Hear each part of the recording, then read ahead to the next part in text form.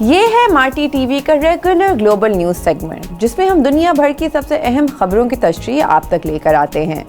आज हम बात करेंगे यूएस के प्रेसिडेंशियल इलेक्शंस के बारे में, थाईलैंड में प्रो डेमोक्रेसी प्रोटेस्टर्स की सूरत हाल पर, दुनिया भर में कोविड-19 की सेकेंड वेव के बारे में एंड मच मोर। तो शुरू करते हैं with the 10th episode of news from around the world. Thailand में कुछ महीनों से वहां के शहरी उनकी मिलिट्री बैक्ड हुकूमत और बादशाहत के खिलाफ एहतजाज कर रहे हैं। जमहूरियत के हक में ये तहरीक वहां के नौजवान लीड कर रहे हैं और उनकी डिमांड्स ये हैं कि उनकी मिलिट्री बैक्ड प्राइम मिनिस्टर को उनके ओहदे से हटाया जाए और मोनार्की के अंदर सीरियस रिफॉर्म्स भी लेकर आई जाएं। Trying to break through the police barricades, the protesters were met with jet after jet from water cannons and tear gas.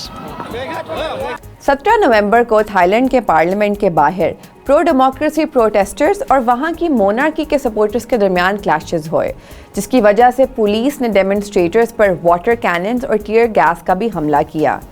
Interestingly enough, जो प्रो डेमोक्रेसी प्रोटेस्टर्स थे वो अपने साथ जायंट रबर डक्स लेके आए हुए थे in order to mock the law makers जो पार्लियामेंट में उनके लिए डिसीजंस बना रहे थे। और जब ये वाटर कैनन्स का इनके ऊपर हमला हुआ तो they use the ducks to protect themselves. लेकिन ऑल जोक्स असाइड, इस हमले में 50 से ज़्यादा लोग बहुत सीरियसली इंजर्ड भी हुए हैं। प्रो डेमोक्रेसी प्रोटेस्टर्स का कहना है कि वो मोनार्की को ख़त्म नहीं करना चाहते, वो चाहते हैं कि उनकी पावर्स को आइन के अंदर रेगुलेट किया जाए और जो शहरियों को मोनार्की को क्रिटिसाइज करने पर सख्त सज़ा मिलती है उसको भी ख़त्म किया जाए। अगर आपको इस सज़ा का नहीं पता तो मैं बताती चलूँ कि थाईलैंड में अगर आप पब्लिकली उनकी बादशाहत को क्रिटिसाइज करो तो आपको 15 साल तक जेल हो सकती है। जिस दिन ये राइट्स ब्रेकआउट हुई उस दिन लॉ मेकर्स पार्लियामेंट के अंदर इन्हीं प्रोटेस्टर्स की कॉन्स्टिट्यूशनल डिमांड्स को डिस्कस कर रहे थे। ये एक ऑनगोइंग स्टोरी है जिसके बारे में हम आपको अपडेट्स देते रहेंगे। अब आपको यूएस के रीसेंट प्रेसिडेंशियल इलेक्शंस की एक तशरीह पेश करते हैं।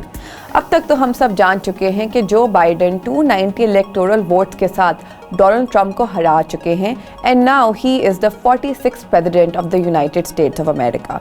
लेकिन अनफॉर्चुनेटली ये बात डोनाल्ड ट्रंप अभी तक नहीं मान रहे और वो क्लेम कर रहे हैं कि इलेक्शंस में धांधली हुई है। Today, Trump officially acknowledged that Joe Biden won, but still says he will not concede, claiming the vote was rigged.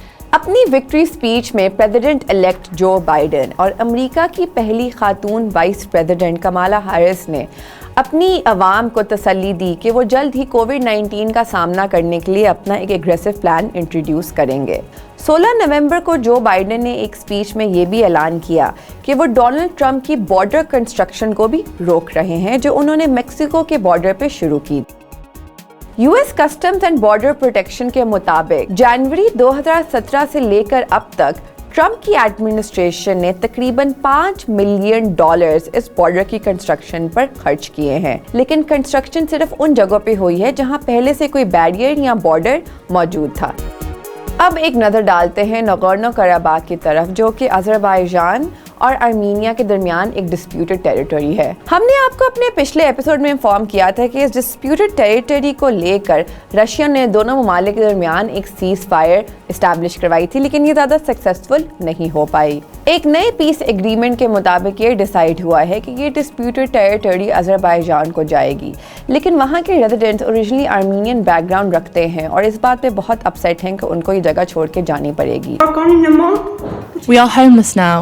We do not know where to go or where to live.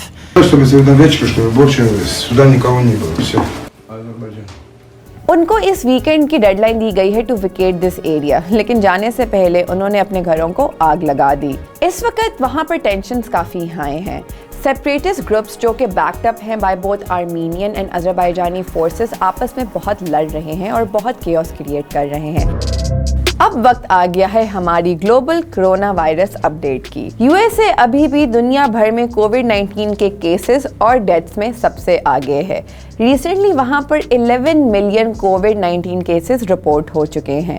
John Hopkins university के मुताबिक वहाँ पिछले 2 हफ्तों से तकरीबन हर रोज़ 1 लाख कोविड-19 cases report हो रहे हैं, जिसका मतलब ये है कि फॉर एवरी 331 अमेरिकन तकरीबन एक इंसान को कोविड-19 है। 12 नवंबर को इंडिया ने पिछले 24 घंटे में 30,000 से ज़्यादा नए केसेस रिपोर्ट किए।